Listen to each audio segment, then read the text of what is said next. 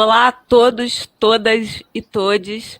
Começa agora mais uma transmissão da primeira edição do Encontros de Cultura e Saúde, uma iniciativa do Centro Cultural do Ministério da Saúde, com a parceria da Rede Conexão Inovação Pública do Rio de Janeiro.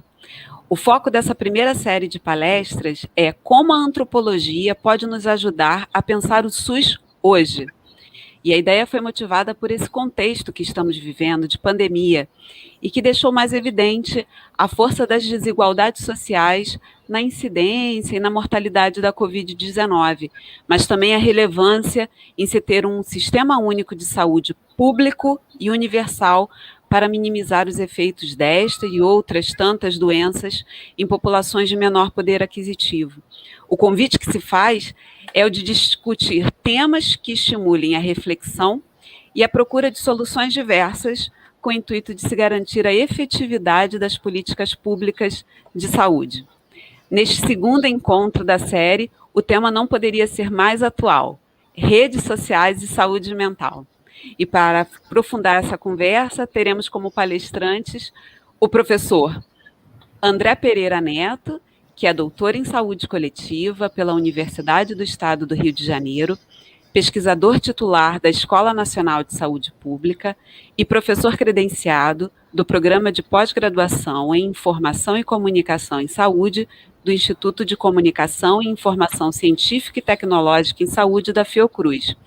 Para esquentar a discussão, teremos como debatedora a jornalista Bruna Ribeiro, que é doutoranda do Programa de Pós-Graduação em Informação e Comunicação em Saúde da Fiocruz e mestre em Comunicação, Cidadania e Cultura pela Universidade Federal de Goiás. E na mediação, eu, Patrícia Gomes, sou doutora em Comunicação pelo Programa de Pós-Graduação em Comunicação da Universidade do Estado do Rio de Janeiro e servidora do Ministério da Saúde.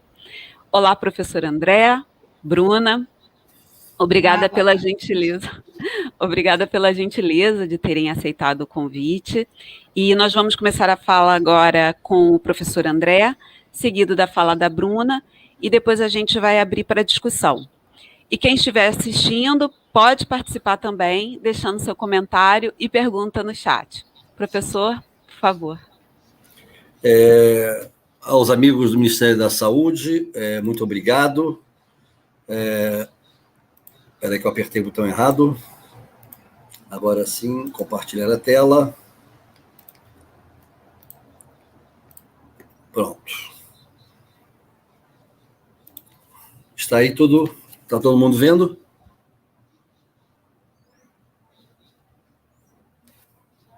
Está todo mundo vendo aí? Está tudo certo? Posso começar?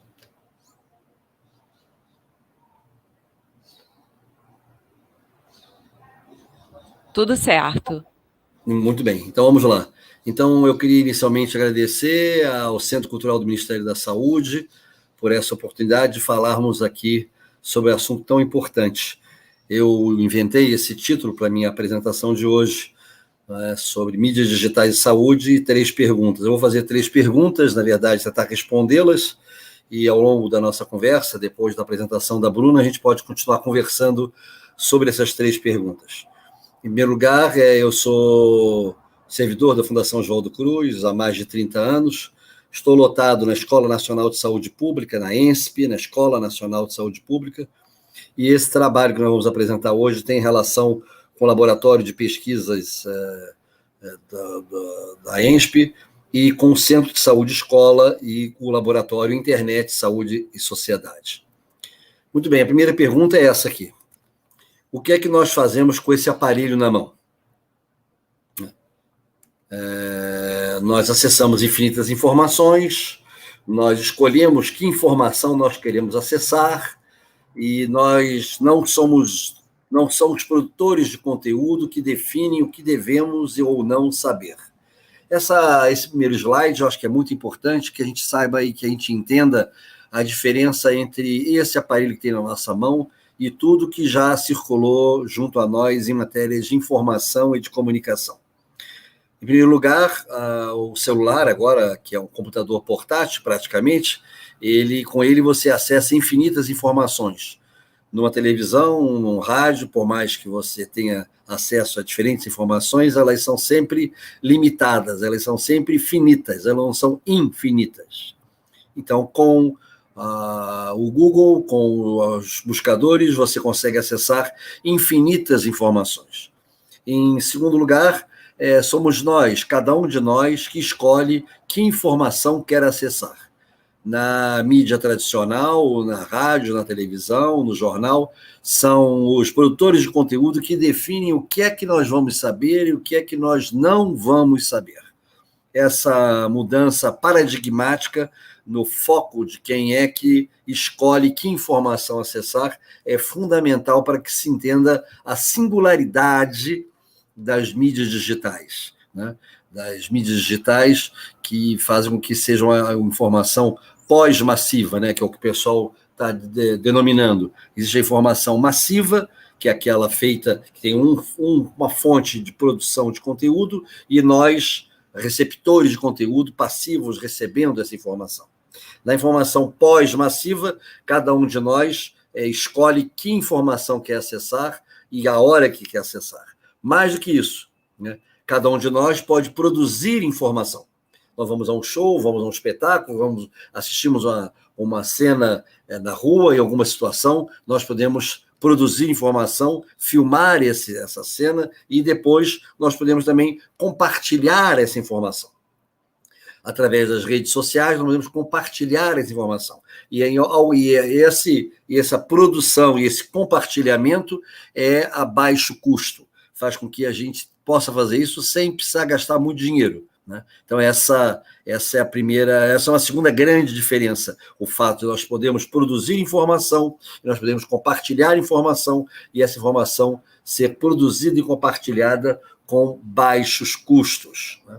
Diferente se você quiser colocar um anúncio no jornal, ou um anúncio na televisão, ou um anúncio no rádio, você tem que contratar uma empresa para fazer o anúncio, você tem que comprar aquele horário, você tem que comprar aquele espaço, e tudo isso custa muito caro. Se você quiser, através das redes sociais, você pode compartilhar informação a custos relativamente baratos, ou mais baratos, ou bem mais baratos do que aqueles que comumente se usa para se compartilhar informação nas mídias massivas, né?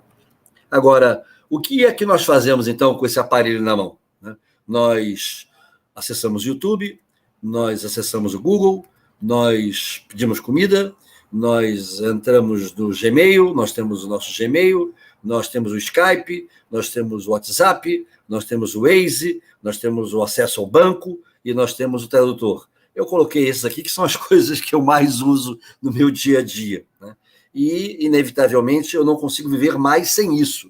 Não sei como são vocês que estão nos assistindo agora, que devem ter outros recursos como esses ou outros, com os quais vocês lidam com muita intimidade e com os quais vocês não conseguem mais viver sem, né? Não há mais como viver mais sem o Waze. Não há mais como viver mais sem Skype, sem WhatsApp, sem YouTube, sem iFood. Agora, nesse contexto de pandemia, a entrega de comida em casa passou a ser um hábito, e as empresas de entrega e de venda de livros, de produtos em casa, enriqueceu-se enormemente, né? Podemos falar também das aulas pela internet, né? Podemos falar também das reuniões pela internet, ou mesmo dessa nossa apresentação hoje aqui pela internet. Eu estou diretamente da minha casa, aqui em Laranjeiras, no Rio de Janeiro. A Bruna está na casa dela e os outros participantes desse evento, que estão organizando o evento, cada um está em outro ambiente, muitas vezes um ambiente privado, e estamos nos encontrando. Eu ofereci esse semestre agora, esse primeiro semestre desse ano, uma disciplina na pós-graduação, que eu faço parte, como foi anunciado aqui, a pós-graduação de Informação e Comunicação em Saúde da Fiocruz, e eu tive mais de 90 inscritos. Por que eu tive 90 inscritos numa disciplina de mestrado e doutorado? Eu tive 90 inscritos porque a disciplina foi dada online. Eu tinha alunos do Amapá, alunos do Pará, alunos de Pelotas, quase do Oiapoque ao Chuí eu tinha alunos. Foi muito difícil fazer a seleção de que alunos iam poder frequentar a disciplina, mas, de qualquer maneira, chegamos a 45. Não existe precedente na história da pós-graduação do Brasil, nem do mundo, que se tenha uma disciplina de mestrado e de doutorado com 45 alunos numa sala. Realmente é uma situação absolutamente sui generis, né? Então, isso só foi possível graças às mídias digitais, graças à internet. Até mesmo relacionamentos, namoros, né? Então, tudo hoje as pessoas estão se encontrando através da internet, fazendo amizades através da internet, né? E hoje a expressão que está se usando muito é que as mídias digitais estão cada vez mais pervasivas, estão cada vez mais se espalhando e tendendo se espalhar, se infiltrar e se difundir por toda parte. Um uso geral e um tratamento absolutamente pervasivo em relação às mídias digitais, né? Até tem essa brincadeira aí, que eu gosto muito de usar, né? Daqui a 50 anos, daqui a 100 anos, alguém vai fazer uma pesquisa, como é que era aquela vida antes da internet, né? Realmente, a moça aí vai perguntar para o Google como é que era a vida antes da internet. Eu, como tenho 60, um pouco mais de 60 anos, eu posso dizer a vocês que eu vivi essa vida antes da internet. A minha dissertação de mestrado foi datilografada, foi concluída em 1985 e foi digitada, datilografada, numa máquina datilográfica. Já a minha tese de doutorado, defendida em 1997, ela foi apresentada com um data show. Era uma transparência de plástico que se projetava na parede.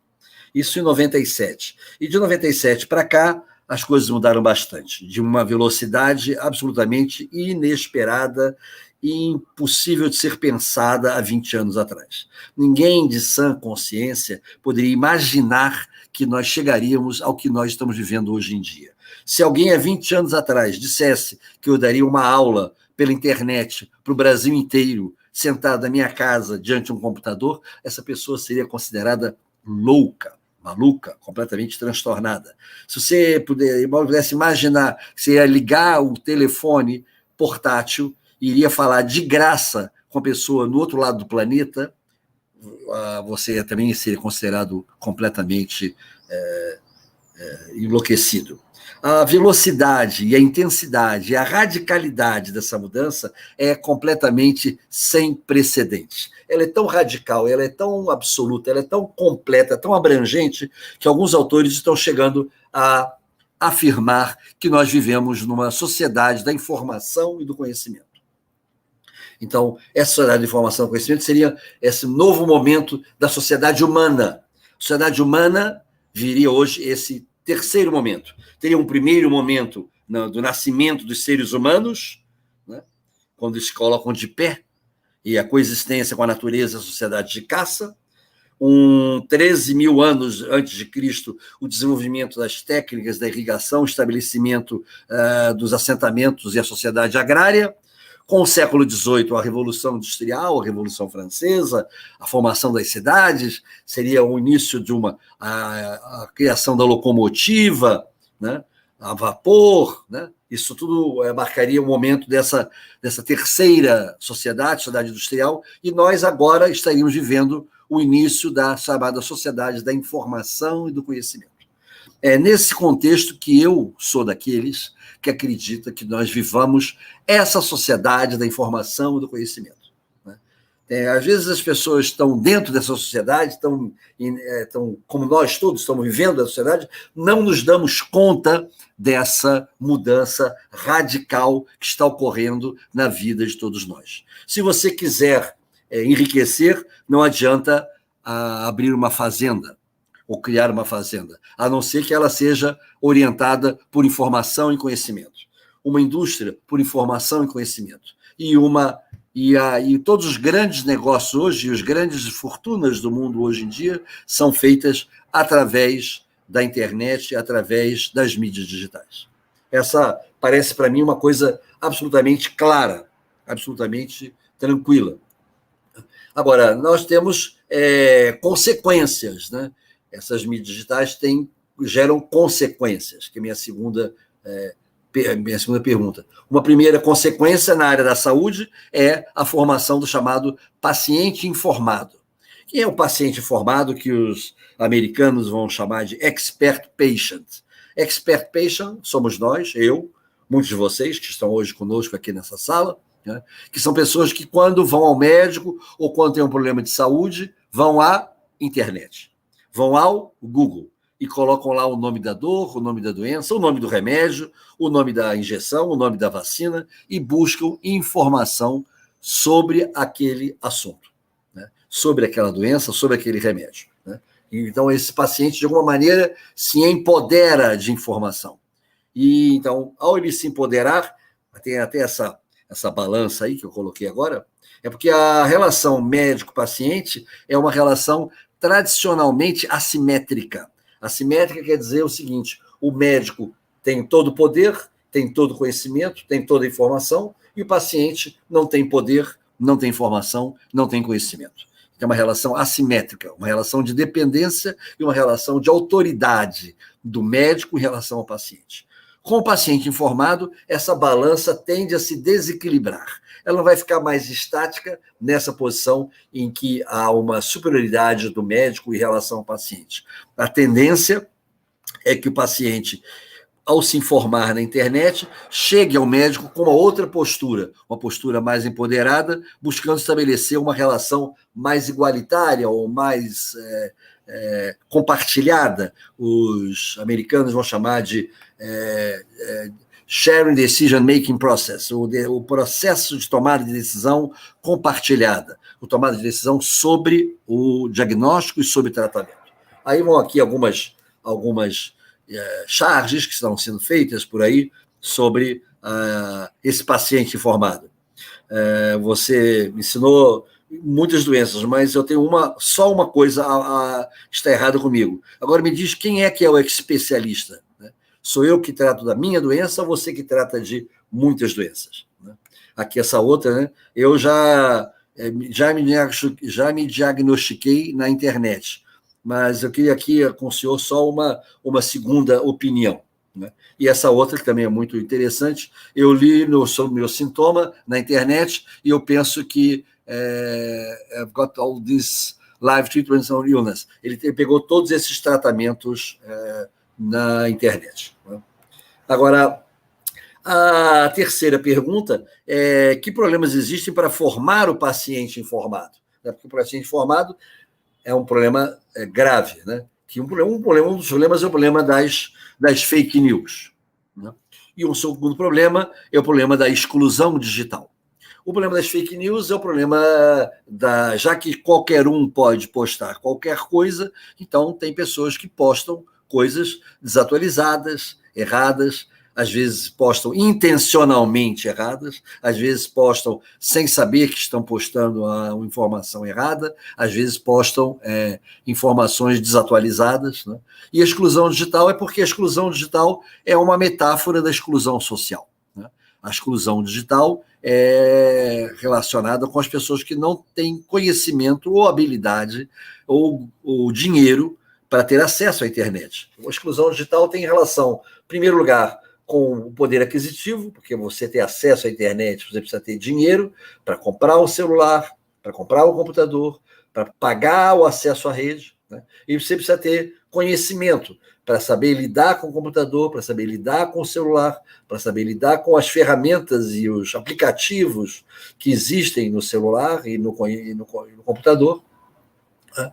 E você precisa ter habilidades, porque habilidade cognitiva, habilidade motora, para poder saber lidar com o aplicativo, com o celular ou computador, né? Então, as pessoas que têm problemas econômicos, que têm problemas cognitivos ou problemas mecânicos, motores, boa visão, coordenação motora, em geral, em grande parte, são pessoas que estão na invisibilidade, que estão excluídas digitais, né?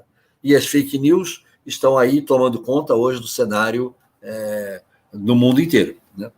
E em função disso, nós criamos na Fundação Oswaldo Cruz, na Escola Nacional de Saúde Pública, e que dentro da Escola Nacional de Saúde Pública existe o Centro de Saúde Escola Germano Simvalde Faria.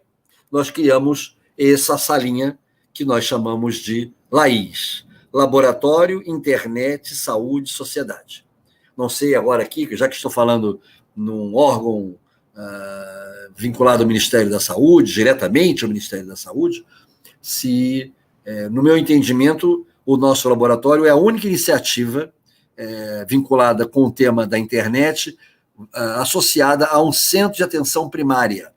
O Centro de Saúde Escola é um centro de atenção primária que atende aos 40 mil cidadãos que moram em torno do campus da Fiocruz, aqui no Rio de Janeiro, nas chamadas comunidades de Manguinhos. Então, essas comunidades de Manguinhos, elas são atendidas do ponto de vista da assistência primária pelo centro de saúde, e muitos desses usuários vão ao nosso laboratório para participar do projeto que nós chamamos de alfabetização digital, letramento digital ou literacia digital. Então, essa é uma fotografia, é uma pequena sala com 10 computadores. Nós conseguimos essa sala com apoio da FAPERJ, entramos no edital, submetemos um projeto, está lá a salinha funcionando. Agora, com a pandemia, ela parou de funcionar, mas ela funcionava ordinariamente com atividades relacionadas com a alfabetização digital,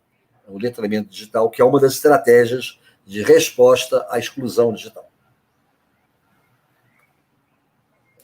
Agora, eu queria aproveitar aqui a oportunidade para falar sobre um trabalho que nós desenvolvemos já há alguns anos, já praticamente há 10 anos, de avaliação da qualidade da informação em sites de saúde.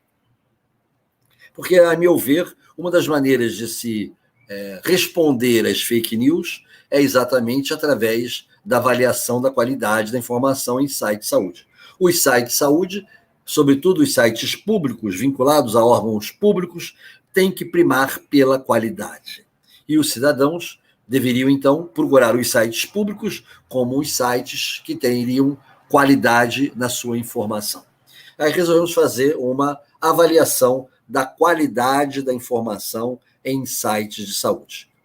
Aqui é a sala nossa lá, com os alunos. Fizemos uma avaliação que contou com a participação de usuários, de moradores das comunidades de Manguinhos, que participaram no processo de elaboração dos critérios, dos indicadores, que debateram conosco e construíram conosco a ferramenta de avaliação, e que chegaram ao ponto de fazer realmente a avaliação. Aqui é o resultado da avaliação dos sites de dengue, que nós avaliamos. Essas letrinhas que tem aí no alto são os critérios de avaliação.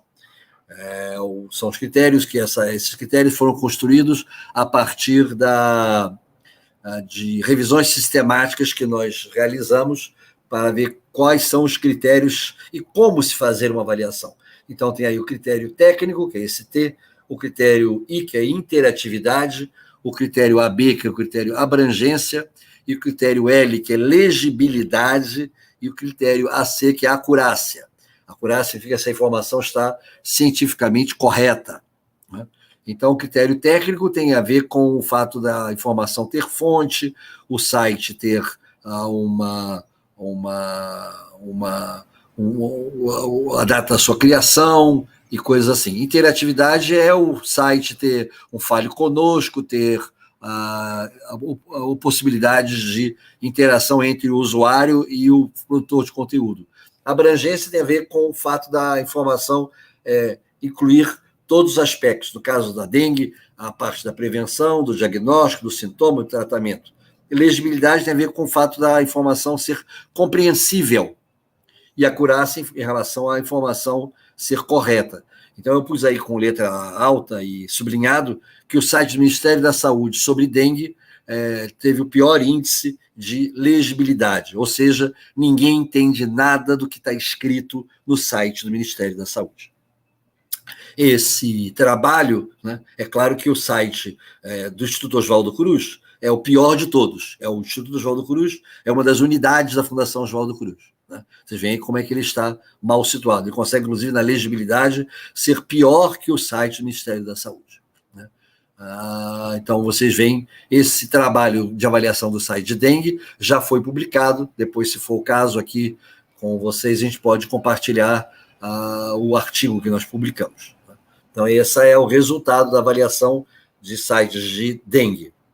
E aqui eu apresento para vocês, nós fizemos também uma avaliação de site de tuberculose, também com os mesmos critérios, são vários indicadores, que são perguntas avaliativas, e vocês têm aí o resultado final da avaliação, onde, de novo, o aspecto da legibilidade do Programa Nacional de Controle da Tuberculose, que é um programa vinculado ao Ministério da Saúde, também esteve muitíssimo mal avaliado, né? Vocês veem que nenhum deles tem mais de 60% de conformidade com os critérios e os indicadores utilizados, né? Esse trabalho nosso, agora recentemente, recebeu um impulso, que nós resolvemos trabalhar o tema da exclusão digital, né, com um trabalho que será apresentado a seguir pela Bruna. A Bruna foi a mediadora do projeto, que ela irá apresentar agora, vinculando moradores de Manguinhos em sofrimento psíquico e que participaram do nosso laboratório. Fim da apresentação. Não sei se ainda resta algum tempo, eu não estou vendo mais nada. Clique para sair. Pronto. E agora? Pronto? Deixa eu colocar para compartilhar aqui.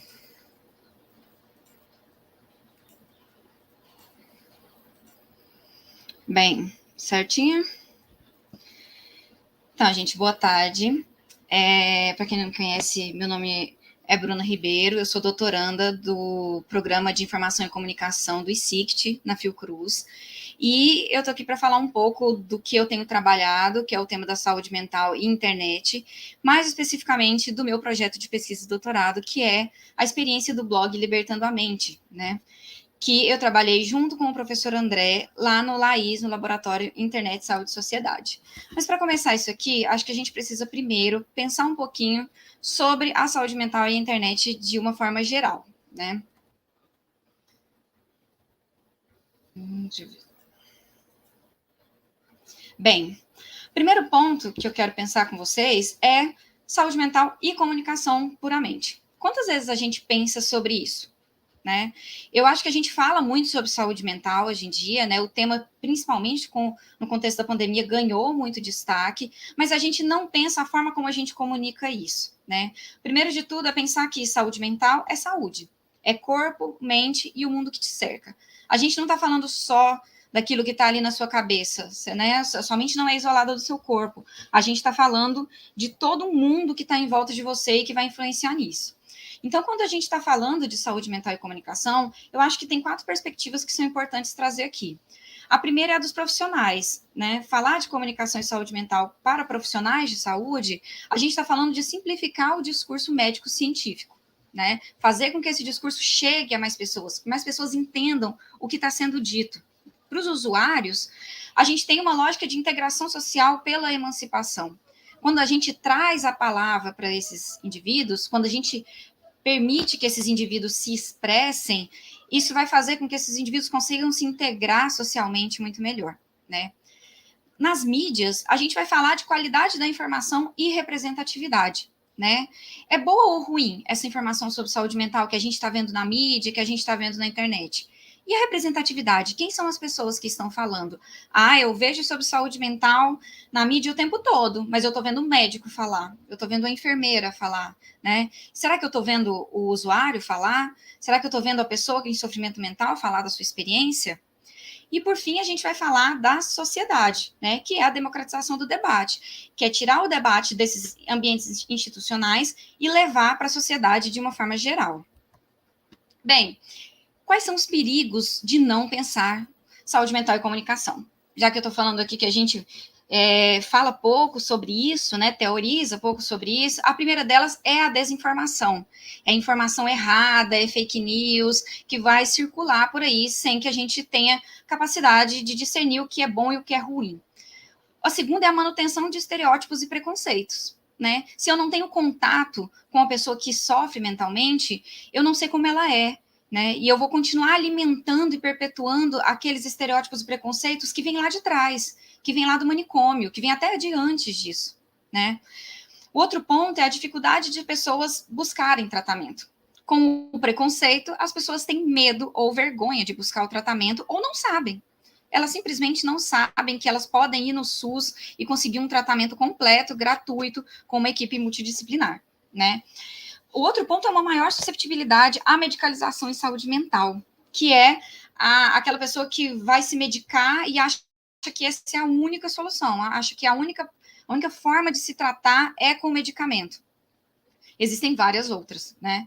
Outro ponto é a limitação de se discutir política pública. Se eu não sei o que está acontecendo no campo, eu não tenho como discutir política pública nele. E, por fim, é o retrocesso nos processos da reforma psiquiátrica, né? A reforma psiquiátrica, ela foi uma conquista popular e, como toda conquista, ela está sempre suscetível a retrocesso. Se a gente não souber dela, a gente não vai defendê-la. E aí, a gente pode pensar a internet nesse cenário como um instrumento de democratização do debate para a saúde mental, facilitando o acesso à informação, agregando mais vozes, então trazendo a participação popular, promovendo a participação popular, não só de usuários e familiares e profissionais de saúde, mas de todo mundo. O SUS é de todos, né? Todos nós devemos debatê-lo e defendê-lo. Construir canais e redes autônomas, então, cortar mediadores para que as pessoas consigam falar diretamente com a sociedade, criar pontos de encontro e de troca de conhecimento entre usuários, sociedade e a mídia, desconstruir preconceitos e estereótipos, né? Como eu falei, eles vão sendo perpetuados se a gente não reflete sobre eles, se a gente não vê o outro lado, se a gente não calça os sapatos do outro, e facilitar e auxiliar a busca de tratamento, né? E aí a gente chega nesse ponto. Se a gente está falando que a internet facilita essa relação, né, que a internet vai ser uma alternativa para isso, eu preciso pensar quem está acessando a internet. Hoje no Brasil, a gente tem dados do Comitê de Gestor de Internet, vão trazer para a gente 74% da população no Brasil hoje tem acesso à internet. E é aí que a gente ouve aquela famosa frase de quem usa internet, né? Tá todo mundo na internet. Mas será que está todo mundo na internet, né? Os números me dizem que não. A gente tem uma proporção alta, mas a gente ainda tem gente fora da internet, né? E aí eu te pergunto, quem que é todo mundo? Quem que é esse todo mundo que está na internet, né? O que é estar na internet? É só acessar o aplicativo de banco? É usar a internet para todo dia, o dia inteiro? É ter um e-mail, mas não lembrar nem minha senha, porque eu nunca abro? O que é estar na internet, né? O que todo mundo faz na internet? O que essas pessoas estão fazendo na internet? Elas estão consumindo informação de qualidade ou elas estão replicando fake news? Elas estão se relacionando com outras pessoas ou elas estão se fechando, né? E como todo mundo acessa a internet? É pelo celular? É pelo computador? É tablet? É 3G? É Wi-Fi? Então, tudo isso é muito importante para a gente pensar a qualidade da informação que circula na internet, a qualidade da informação que as pessoas têm acessado. E então, eu te pergunto, todo mundo é todo mundo mesmo? Quando eu falo que está todo mundo na internet, é todo mundo que está na internet? Bem, a gente viu aqui que não, né? A gente viu na apresentação do professor André que não, a gente vê nesses dados aqui que não. Para vocês terem ideia, os números mundiais são piores. Assim, no Brasil, a gente tem 74% de usuários de internet. No mundo é 51%. Então, a gente tem uma lacuna grande aí de gente que não está na internet, né? Bem, e aí? A gente tem muita gente que não está na internet, a gente tem a internet como um facilitador. Como é que a gente constrói essa ponte? Como é que a gente vai pensar essa relação, né? Então, aqui a gente vai trabalhar com a proposta de desenvolver habilidades tecnológicas e facilitar o acesso à internet como formas de promover a inclusão social e digital de pessoas em sofrimento mental, né? Qual que é o cenário que a gente tem? A gente tem esses 74% aí de brasileiros que estão acessando a internet. Porém, esse número é menor quando a gente fala de indivíduos moradores de zona rural, idosos, com menor acesso à educação, com menor renda. E os usuários de CAPS, algumas pesquisas apontam que estão, em geral, nesse grupo. Então, eles estão ali no grupo que menos acessa a internet hoje, né?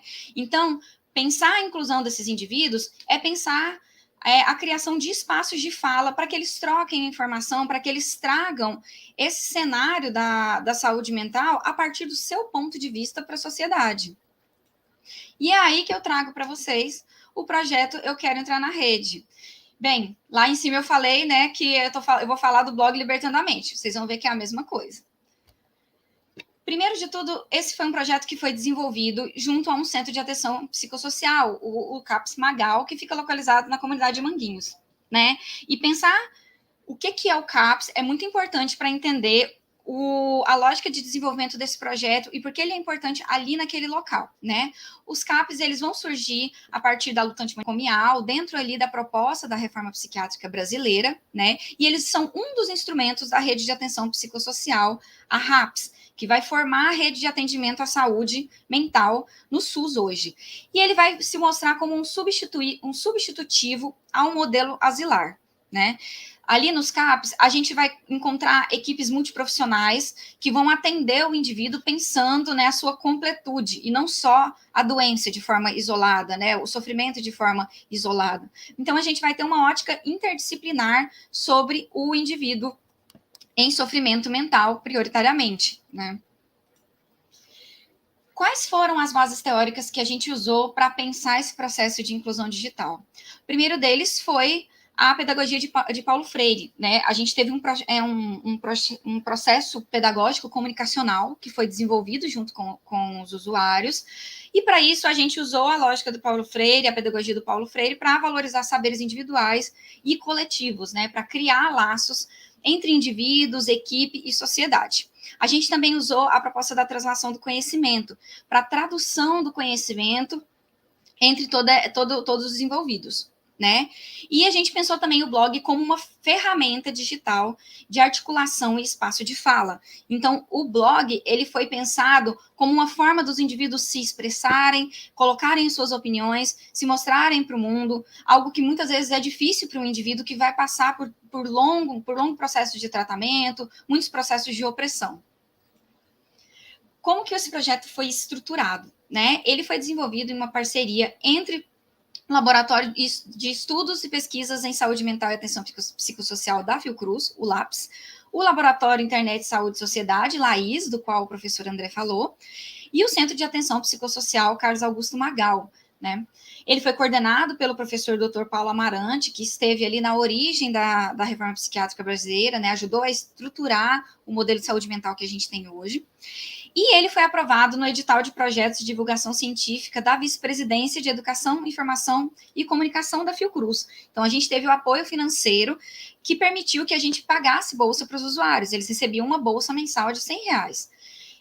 Esse projeto teve a duração de 12 meses, de outubro de 2018 a setembro de 2019, e contou com a participação de 10 usuários do CAPS Magal, 8 homens e 2 mulheres. Esses usuários, eles foram selecionados pela equipe do CAPS Magal, a partir da proposta de criação de um blog. Então, os usuários, a seleção partiu de ter algum domínio mínimo de internet, de computador, mas bem básico mesmo, e estar com um tratamento estabilizado, porque eles precisariam se deslocar, eles precisariam desenvolver atividades em grupo, e isso faria bastante diferença no trabalho, né? O CAPS Magal, ele fica localizado na comunidade de Manguinhos, que é uma comunidade que fica ao lado da Fiocruz, né? Nessas imagens aí vocês podem ver, essa setinha aí é onde fica o CAPS. Esse círculo que tem logo acima é a Escola Nacional de Saúde Pública. Tudo isso em volta ou é a Fiocruz, ou são comunidades, né? Ou são favelas do Rio de Janeiro. Então, os moradores que participaram, os usuários que participaram desse projeto, eles eram moradores de Maré, da Maré ou de Manguinhos, né? Porque o CAPS atende ali toda essa região. Quais foram os objetivos do projeto, né? Primeiro foi a construção do blog e a produção de conteúdo pelos próprios usuários. Então, eles desenvolveram o blog, eles escolheram como seria feito, eles produziram o conteúdo, escolheram os temas que seriam tratados, né? Outro objetivo era a inclusão social por meio da inclusão digital. Então, com o acesso desses usuários à internet e às novas tecnologias da informação e comunicação, que eles conseguissem se inserir melhor na sociedade na qual eles vivem, né? A outra é a desconstrução de estigmas e preconceitos, isso eu já falei ali atrás. Então, a gente trazer as vivências desses indivíduos para quebrar com esses preconceitos que a gente tem, né? Nossa, a gente acha que a pessoa em sofrimento mental, que o louco é agressivo. E aí eu estou ali numa sala com 10 usuários produzindo conteúdo tranquilamente, eu saio da sala, deixo eles trabalharem sozinhos e tudo funciona perfeitamente, né? Então, essa desconstrução, ela começa com a gente e ela vai aparecer ali no blog para a sociedade.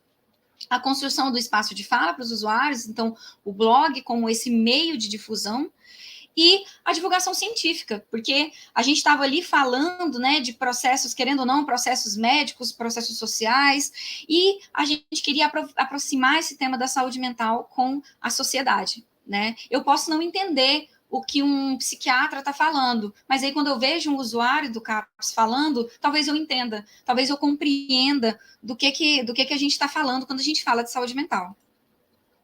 Qual foi a parte mais prática do processo, né? Foram encontros semanais com os participantes, com a duração de 2 horas, e mensalmente da equipe do projeto, porque o projeto ele foi pensado durante o processo, né? Ele foi sendo reconstruído.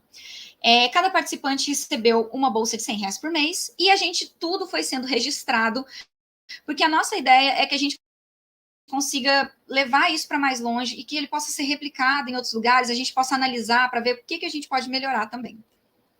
Bem, aqui é uma linha do tempo, né? A gente começou lá em abril de 2018, com o desenvolvimento do projeto, e a gente caminhou aí até o evento de lançamento, que foi em agosto de 2019. E aí, o primeiro processo que a gente teve dentro, né, do projeto, primeiro foi ambientar os indivíduos com o espaço da Fiocruz, né, e com aquilo que seria feito. Então, a gente teve um processo de desenvolvimento crítico com os usuários nesse primeiro momento. A partir disso, a gente fez um diagnóstico e nivelamento de competências. A gente viu que os indivíduos tinham diferentes níveis de competência. E aí foi feito o diagnóstico e o nivelamento de texto, imagem, fotografia, através de atividades práticas, trabalho colaborativo e autocrítica. Para isso, a gente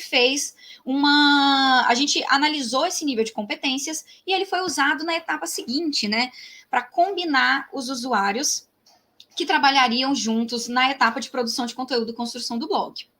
Os usuários vão escolher o nome do blog fugindo de nomes que eles acreditam que sejam estigmatizantes, como doido, maluco, louco, e o nome escolhido por eles foi Libertando a Mente, né, que é aquilo que eles acreditavam que era a liberdade mesmo, né, como eles mesmos vão falar, as portas abertas.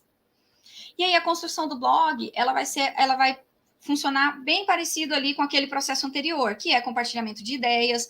A gente vai pegar mídias comunitárias e mídias sobre saúde mental para que os usuários analisem e compreendam como elas funcionem. E essa construção coletiva de conhecimento, né?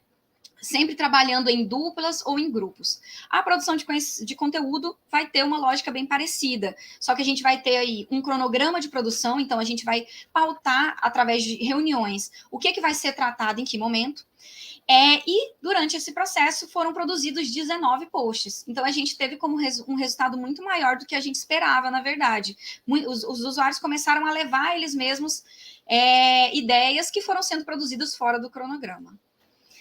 E aí, a gente chega, quais foram os fatores que a gente viu que facilitaram os trabalhos? Primeiro foram as metodologias participativas, né, que melhoraram o relacionamento entre os usuários e entre a equipe, o trabalho coletivo, a realização das atividades no LAIS, porque eles precisavam se deslocar para lá.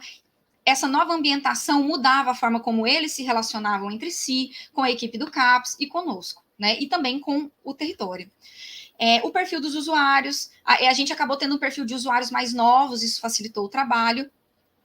Uma equipe multidisciplinar, porque aí eu estava ali falando de comunicação, tinha gente falando de sociologia, tinha psiquiatra, tinha psicólogo, todo mundo trabalhando junto. E o blog como ferramenta, né? Ele tem um custo baixo, praticamente um custo zero de funcionamento, ele é fácil de mexer, de construir e de ser gerido, né?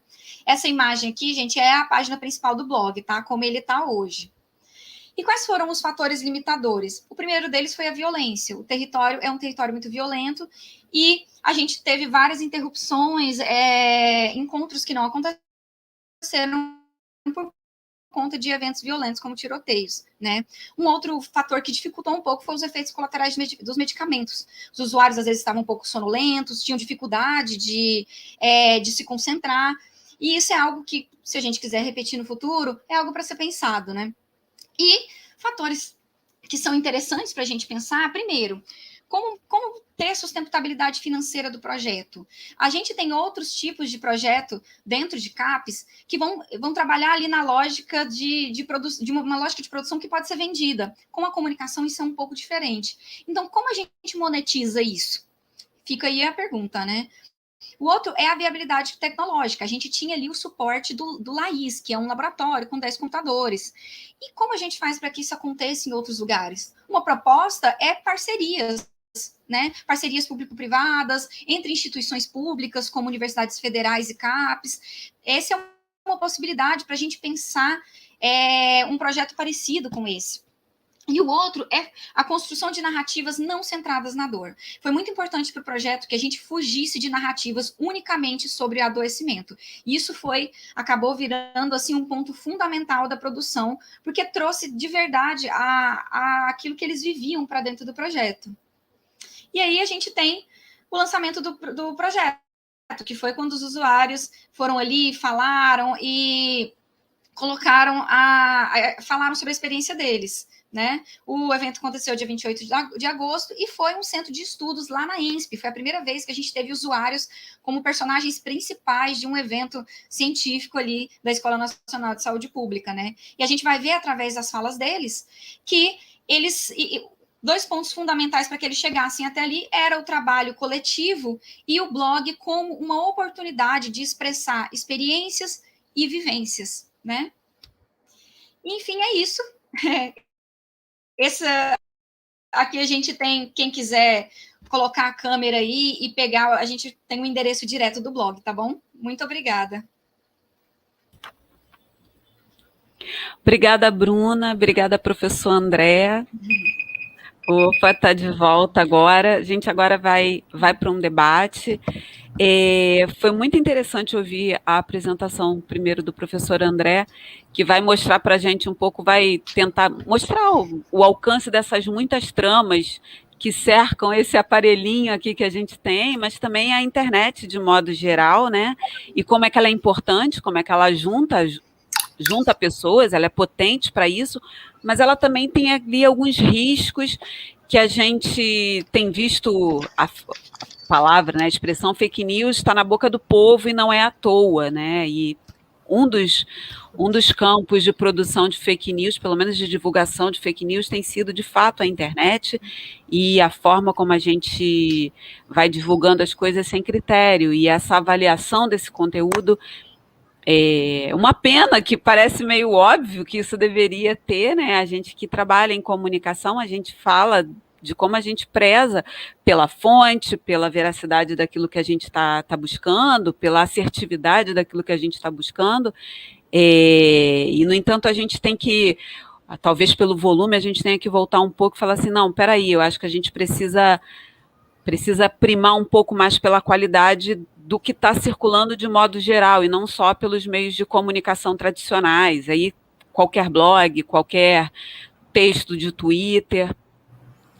Foi muito legal isso, assim, porque a gente acha que não tem a dimensão. A gente está dentro da tecnologia, ou melhor, a tecnologia está entranhada na gente, e a gente não tem essa dimensão disso tudo, sabe? Disso tudo, é isso. Até comida a gente está pedindo agora pela internet, né?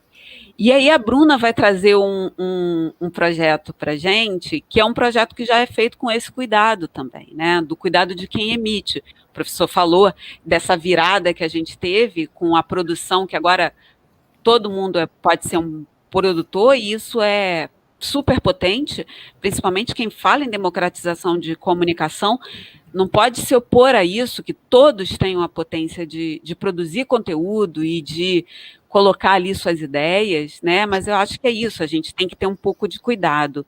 E, de fato, Bruno, o projeto é lindo, assim. Eu li o blog, e aí fiquei pensando também um pouco de que a questão da desmistificação, da loucura, né, de tirar um pouco essa coisa do preconceito que a gente vem a longa data tentando, com uma série de ações, mas eu fico pensando também que uma produção de um blog feito por usuários gera não só empatia, mas gera também reconhecimento, sabe? Porque eu fui lendo aqueles textos que eles falam sobre tudo, né? Sobre tudo. E eu fui vendo pedacinhos de mim também, né? Porque eu acho que é isso. A gente, quando vem essa história da loucura, quando a gente patologiza e tira isso, parece que o usuário é uma coisa e todo o resto é outra, sabe? Acho que a gente precisa voltar a ler o Alienista para a gente ter uma compreensão mais global do que é isso, assim. E aí, assim, eu vou fazer. Na verdade, é muito mais curiosidade minha do que instigar ou provocar a discussão. Eu vou fazer algumas questões, primeiro para o professor André, depois para a Bruna. Assim, professor, eu fiquei pensando, porque eu assisti o encontro da semana passada e estava falando de algumas práticas, por exemplo, de pessoas que vão a curandeiros e como isso também tem ou se apegam na religião, na religiosidade, na verdade, como isso também tem um fator importante no tratamento, né, das pessoas. Eu fiquei pensando nisso que o senhor falou, desse paciente informado, né, de que ele vai com uma certa apropriação seja lá do que ele está buscando também se apropriar, seja dos sintomas, seja da forma de tratamento, seja dos efeitos colaterais. Eu conheço gente que a primeira coisa que lê numa bula são os efeitos colaterais. Mas eu fiquei, de fato, pensando assim, junto com essa coisa que o senhor falou da avaliação, né?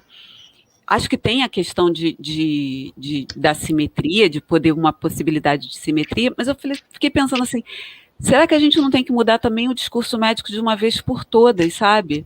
Porque isso que a tecnologia está proporcionando para a gente, eu não sou crítica a isso, da gente poder buscar informação, é um pouco também porque esse discurso médico é extremamente hermético, né? Então, você chega lá, te passa umas medicações, ele não te explica muito o que aquilo vai fazer no seu corpo, porque não tem tempo, porque, sei lá por quê, uma série de outras justificativas, e a gente quer saber mais, né? Aí eu fiquei pensando se de alguma forma a gente também não tem. E o senhor falou disso também, nessa questão da avaliação, quando o senhor faz a análise dos sites.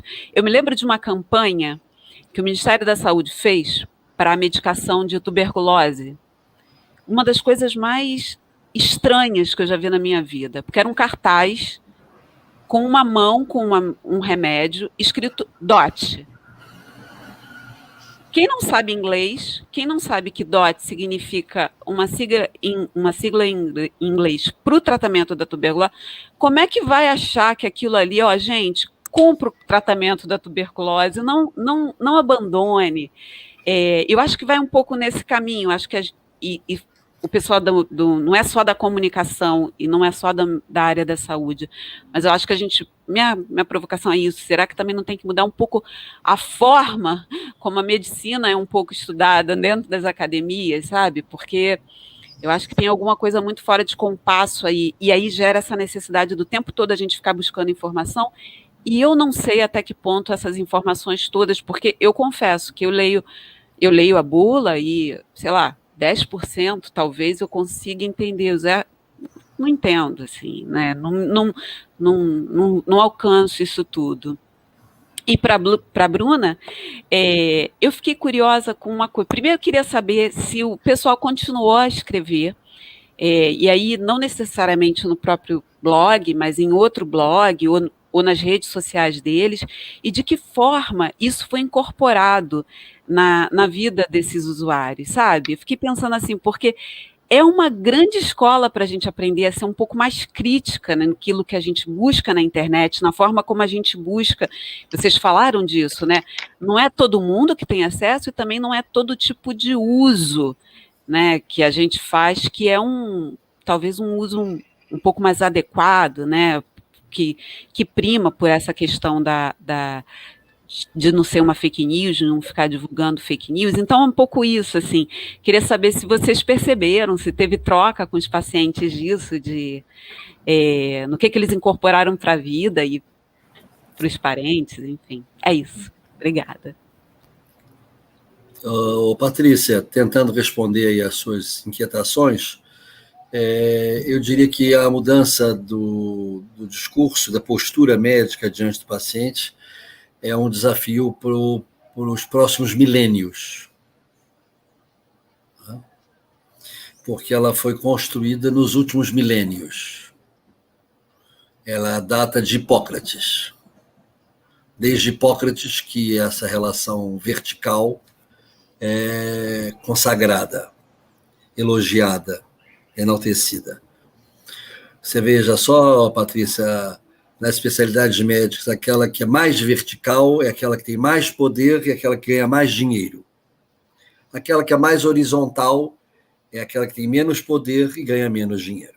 Vou dar um exemplo. Clínica médica, pediatria, ginecologia, tende a ser mais horizontal, tende a ser mais feminina, tende a ser aquela que ganha menos dinheiro e tem menos poder. Cirurgia de crânio e cabeça tende a ser mais vertical, mais autoritária, mais masculina e mais verticalizada. Então, mas esse exatamente, vamos dizer assim, não é exatamente o meu assunto. O meu assunto é o outro lado. O meu assunto é como que esse paciente informado, que a expressão americana é expert em inglês seria o especialista. Eu traduzi com paciente informado, mas o paciente informado, na tradução americana, seria mais do que informado, porque tem muitos pacientes que são muito informados de uma informação derivada do fato de ser doente. O fato de você viver com uma doença renal crônica faz com que você saiba muito bem o que é ser doente renal crônico. Faz com que você saiba muito bem o que é viver com hemodiálise toda semana, 2, 3 vezes por semana. Sabe muito bem o que é que você tem que comer e o que você não tem que comer. Mais até do que um manual, um artigo científico ou um médico que não tem doença renal crônica. Mas se você tem doença renal crônica, você tem um conhecimento derivado da experiência de ser doente renal crônico. E essa experiência de ser doente renal crônico faz com que você também participe de Facebooks de doentes renal crônicos. E nesses Facebooks de doentes renais crônicos, eles vão lá debater o dia a dia, não apenas, coitado de mim, que tem doença renal crônica, não, mais do que isso. Eles vão fazer troca, há uma dimensão de acolhimento, mas há também uma dimensão de compartilhamento de informação. Cheguei agora no consultório, o médico mandou tomar tal remédio, aí o colega no Facebook, toma não, eu tomei isso, fiquei tonto. Aí o outro, não, toma sim, mas toma depois de tomar um copo de leite, toma um copo de leite antes. Aí a gente começa a discutir como tomar o tal remédio que o médico, abre aspas, esqueceu de informar como tomar o remédio. Mas quem toma o remédio sabe exatamente quais são as consequências de como tomar o remédio. E isso é compartilhado. Até tem algumas pessoas, eu estou falando isso porque esse foi o tema de uma tese de doutorado que eu orientei agora recentemente, né? E que foi exatamente sobre o doente renal crônico e como que esse Facebook do doente renal crônico, como é que ele reagiu. Tem lá naquela comunidade, tem um paciente que fala inglês e que entra em sites americanos e que entra em revistas americanas e que vê filmes americanos sobre o doente renal crônico e traz as novidades para aquelas pessoas que não têm o domínio desse outro idioma. E tem também a outra dimensão, que é a dimensão do direito à assistência e à hemodiálise. Tem lá a denúncia, tem a advocacy, a denúncia. Né? Então, o paciente informado, eu acho que ele diz pouco em relação a essa expertise, a esse conhecimento que é fruto da experiência, que é fruto da vivência, da condição de doente. Agora, um outro aspecto, eu até convido você como comunicadora do Ministério da Saúde, eu tô hoje com um grande problema. Diz assim, a Patrícia perguntar para mim assim, André, qual é o seu grande problema? Eu vou dizer a você qual é o meu grande problema. O meu grande problema é que eu faço as avaliações da qualidade da informação de sites do Ministério da Saúde e os sites do Ministério da Saúde são muito ruins, a gente divulga isso e não causa efeito nenhum. Não causa efeito nenhum. Alguma coisa está errada. Eu acho que o meu óculos está vendo a realidade de um jeito e a realidade está aparecendo de outro. O meu óculos, gente, a informação é decisiva. A informação de qualidade é decisiva. E o Ministério da Saúde deveria ter a obrigação de oferecer informação de qualidade, correta, compreensível para a população brasileira. Isso deveria ser uma obrigação do Ministério da Saúde. Que o Drauzio Varela. O Drauzio Varela é o Drauzio Varela, deixa o Drauzio Varela. O site do G1, é da Globo. O Ministério da Saúde deveria ter obrigação de oferecer informação de qualidade. E nas avaliações que nós fizemos, o site do Ministério da Saúde está muitíssimo aquém de oferecer informações de qualidade. Ano passado, nós tivemos uma tese de doutorado premiada na Fiocruz, com a melhor tese de doutorado. Até convido aqui vocês aqui desse grupo de cultura para a gente fazer um outro evento apresentando essa tese, e que nós avaliamos um portal do Ministério da Saúde, que não sei se você conhece, Patrícia, que chama-se Saúde de A a Z. É um portal com várias doenças que você clica lá e vai... Pois é, o Rodolfo fez a avaliação, o Rodolfo Paulucci, meu aluno de doutorado, que acabou o doutorado já, e a tese dele foi premiada com a melhor tese de doutorado da Fiocruz toda, ano passado, em que ele avaliou o portal de Saúde A a Z do item tuberculose. E a informação de tuberculose no portal Saúde A a Z não está em conformidade com as descobertas científicas do mundo. Uma delas, por exemplo, que continua sendo veiculada pelos meios de comunicação, se você tossir com 3 semanas ou mais, é sintoma de tuberculose. Isso está errado, Patrícia. Isso está errado. São 2 semanas. Duas. Não são 3. E se você esperar mais uma semana para começar o tratamento, talvez o seu corpo não resista, Patrícia, você morra. Então, a informação correta, ela salva a vida. A informação incorreta, ela pode matar. É disso que nós estamos falando aqui nessa sala hoje. Informação salva a vida. E, infelizmente, nós constatamos que o Saúde A a Z de tuberculose está aquém, muito aquém, das informações cientificamente aprovadas no mundo. E eu gostaria muito, através de você, Patrícia, que eu chegasse à comunicação do Ministério, porque eu me inscrevi aqui nesse negócio para conhecer alguém de comunicação do Ministério, para que isso seja apresentado. Eu tô assim, já agoniado com esse negócio, porque isso virou a minha razão de viver, porque eu imagino que muitas pessoas tenham morrido por conta de informação incorreta, oferecida por quem? Pelo Ministério da Saúde. Então, não pode oferecer informação incorreta no Ministério da Saúde. Porque aí depois, Patrícia, a Secretaria Estadual de Saúde do Amapá reproduz a mesma. E a de Nova Iguaçu também reproduz. Porque na Nova Iguaçu tem uma Patrícia lá, uma menina lá que trabalha com comunicação, para tratar de tudo que se refere à comunicação. Ela pega o quê? Ela pega a informação do Ministério e coloca no site da Prefeitura. Outro pega a informação do Ministério e coloca no site do Governo do Estado. E aí vai se reproduzindo a informação errada, ela vai se multiplicando. Ou então coloca o link para a informação errada.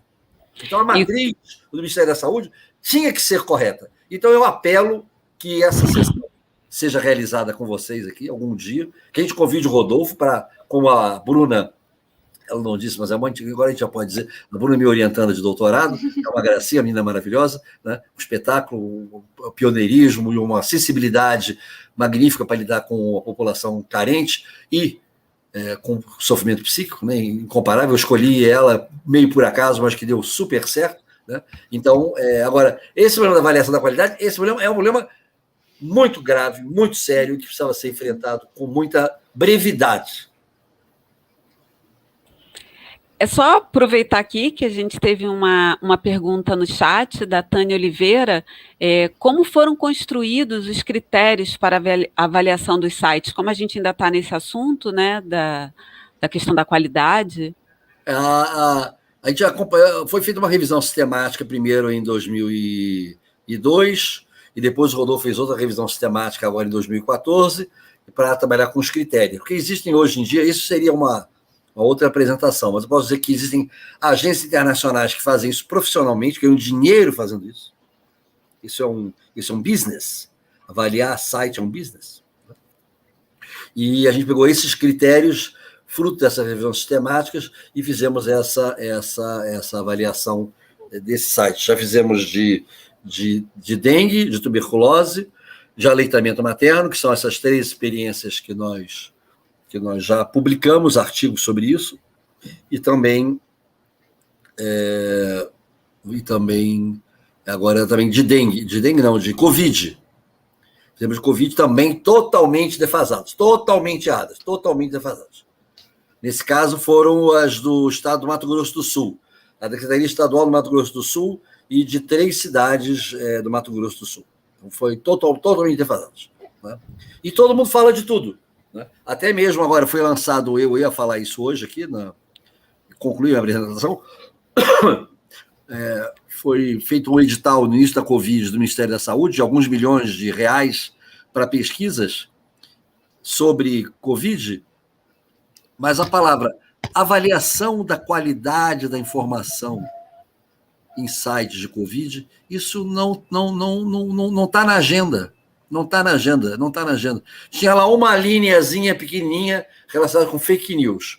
E eram mais de 100 itens, uma delas era fake news. Mas a avaliação da qualidade não estava na agenda. Eu vou parar de falar para a Bruna falar e já está na nossa sessão. Se deixar, eu falo aqui até às 5 horas da manhã. Por favor, Bruna. Sim. Bem, deixa eu revisitar aqui, né? Agora, assim, não querendo enxerir, mas já enxerindo, né? Você falou com o André sobre essa questão dos médicos. Eu peguei algumas disciplinas na faculdade de medicina uma vez, e aí uma disciplina com uma abordagem antropológica sobre saúde, e o professor falando sobre redes sociais, falando sobre uso de aplicativos, né? E aí, em um determinado momento, ele falou de um aplicativo de contratar médico, que tem um valor fixo e o médico vai até a sua casa. E aí uma das médicas da turma falou assim, isso é um absurdo, isso tira a nobreza da profissão. E assim, num outro determinado momento, essa mesma médica falou, eu me recuso a trabalhar assim. Ele falou, então você não vai trabalhar. O mundo hoje é esse. O paciente pesquisa e ele chega no seu consultório com a informação. Então, assim, isso é o que temos para trabalhar, né? Então, assim, essa fala do professor e a sua pergunta me lembrou, né? Bem, o projeto, ele é muito reflexo do cenário que a gente tem no geral, assim. O projeto acabou, a gente tinha várias ideias para continuar e para cada vez mais trazer os usuários para a parte de processos mesmo, de pensar o projeto, porém, começou a pandemia. Fomos interrompidos por uma greve e depois começou a pandemia, né? E aí, durante o processo do projeto, a gente foi vendo várias inserções interessantes disso na vida social deles. Eles começaram a se relacionar muito mais, a circular muito mais pelo território. Alguns deles conseguiram emprego, estavam há muito tempo sem trabalhar, conseguiram emprego durante aquele tempo ali. Um dos usuários saiu do projeto e foi participar de um projeto da prefeitura que era como se fosse, eu não sei exatamente o nome, mas era um grupo da diversidade. Tinha pessoas trans, pessoas em sofrimento mental. Ele era o representante dos CAPs. Então, a gente viu, assim, que tem uma dos usuários que hoje está com o YouTube. Ela produz conteúdo para o YouTube, às vezes. Então, a gente vai ver que isso, quando a gente fala de redes sociais, a gente não está falando só de Facebook, de Instagram, de Twitter. A gente está falando das redes que se formam quando as pessoas usam isso também, né? A cibercultura não é só usar o computador, mas é como isso influencia na sua vida.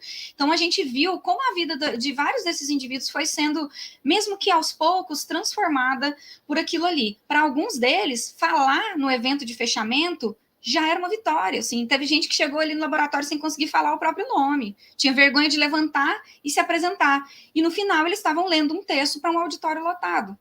Então, assim, além de ampliar a presença deles nas redes, todos eles passaram a usar e-mail, a maioria tinha Facebook já, mas passou a usar mais. A gente teve a criação de laços entre eles.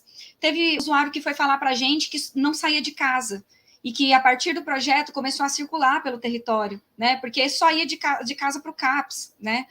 Então, a gente vai ter todos esses resultados aí que vão se interligar das redes sociais, né, virtuais e das redes sociais reais, de como o trabalho incentivou a vida pessoal deles, a vida profissional deles, a relação com a família também e a presença nas redes.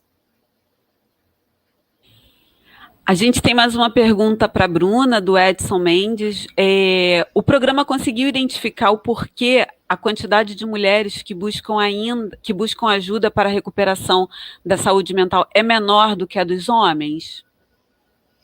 Oi, Edson. A gente não trabalhou especificamente com isso, porque por exemplo, uma das propostas do projeto era não pensar psicopatologia.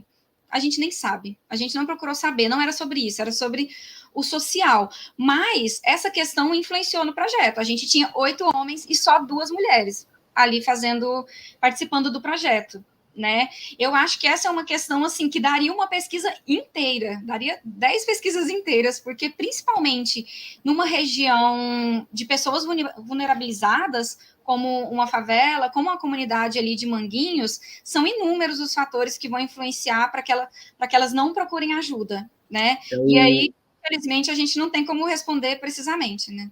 O que é importante, Edson, lembrar é que esse trabalho que a Bruna desenvolveu, ele contribui para tirar essas pessoas da chamada invisibilidade, né? Eles viviam na invisibilidade, né? E quando você fala de lutar contra a exclusão digital, também tem essa dimensão da visibilidade para populações excluídas, será triplamente excluídas. Para você saber, Edson, o CAPS, lá de Manguinhos, chama-se CAPS Magal, porque um cidadão em sofrimento psíquico tinha a ilusão, a fantasia que era o Sidney Magal, vivia na comunidade vestindo a roupa do Sidney Magal e foi violentamente espancado até a morte pelos seus co-cidadãos moradores da comunidade.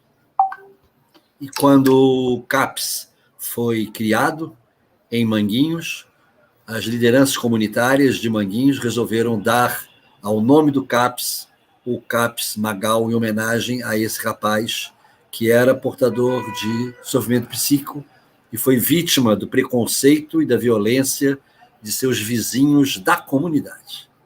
Então eu faço esse registro sobre a questão da visibilidade e o que representou quando eles entraram para nós no primeiro dia e quando eles saíram no último dia. Chegaram, inclusive, a falar naquele auditório. O auditório que eles falaram era um auditório cheio de pompa, cheio de tapete, ar-condicionado, não sei o quê. Eles foram lá na frente e falaram para todo mundo. Inclusive, na mesa estava o coordenador do Programa de Saúde Mental da cidade do Rio de Janeiro, para que eles fossem ouvidos. E agora o blog está no ar e vale a pena vocês visitarem e compartilharem depois o blog.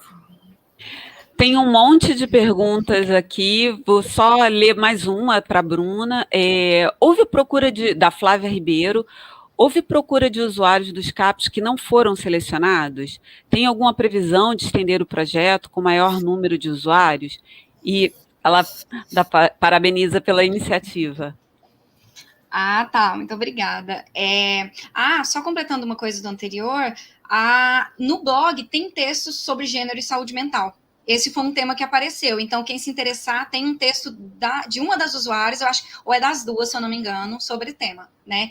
Teve sim, depois que o projeto começou, no começo eles ficavam meio desanimados, meio tímidos, depois que o projeto começou, virou um burburinho, assim, no CAP, sabe? Outros usuários começaram a procurar, queriam participar, mas uma coisa que é muito interessante nesse projeto é que a gente não teve desistências. Então, a gente praticamente só teve uma pessoa que desistiu no primeiro encontro e nós fomos com o mesmo grupo do começo ao fim. Então, a gente teve uma busca. Nossa, a ideia de estender, assim, meu sonho, gostaria muito, assim, eu acho que o ideal é que a gente tivesse um projeto como esse em cada CAPS, ou pelo menos em cada cidade, assim, né? Mas a gente tem muitas questões, como eu coloquei lá no fim da apresentação, né, que são limitantes e facilitadores que precisam ser pensados para que isso ocorra, né? Mas houve, sim, muita busca. Se a gente pudesse atender mais pessoas, seria mais interessante ainda. Eu acho, inclusive, que essa deveria ser uma atividade permanente dos CAPs, né? Porque a inclusão digital e a visibilidade através da inclusão digital se mostrou, inclusive esse é o tema da tese de doutorado da Bruna, como uma iniciativa terapêutica, né? Os usuários chegaram lá abatidos, tomando muitos medicamentos, então, como o trabalho demorou 1 ano, no final eles diminuíram o consumo de medicamentos, eles passaram a ter brilho nos olhos, a olhar para cima, a compartilhar suas ideias, né? Mas esses 10 aí foram selecionados pelo pessoal do CAPS. E aí foi um número restrito, porque foi essa primeira experiência que esperamos que seja repetida dentro da Fiocruz e fora da Fiocruz. Infelizmente, precisamos encerrar nossa conversa, mas lembrando que ela também vai ficar aqui disponível para acesso aqui na página da Rede Conexão Inovação Pública no YouTube. Eu gostaria de aproveitar e agradecer ao Tiago Petra, coordenador do Centro Cultural do Ministério da Saúde, ao Edson Mendes, também do Centro Cultural, pelo convite para eu mediar essa mesa, a professora Ildenê Lola, com uma conversa super afetuosa comigo e foi me dando várias dicas. Agradecer a todos, todas e todes que estiveram aqui presentes, que acompanharam a gente aqui no debate. Muitíssimo obrigada, professora Andréa, muitíssimo obrigada, Bruna, por essa... Eu que agradeço. Imagina, por ampliar, eu acho que a discussão que a gente precisa ter de uma forma muito mais criteriosa, de fato, né? E muito mais cuidadosa. E vou ter que encerrar por aqui, não tem jeito, só queria deixar um recado que semana que vem, dia 17/8, às 16 horas, vai ter a mesa O que pode uma pessoa com os estigmas medievais da lepra, né? É o terceiro encontro do terceiro debate dos encontros de cultura e saúde, e vai ficar aqui também, então quem puder participar, sejam muito bem-vindos, até uma próxima. É isso, ficamos por aqui. Até mais.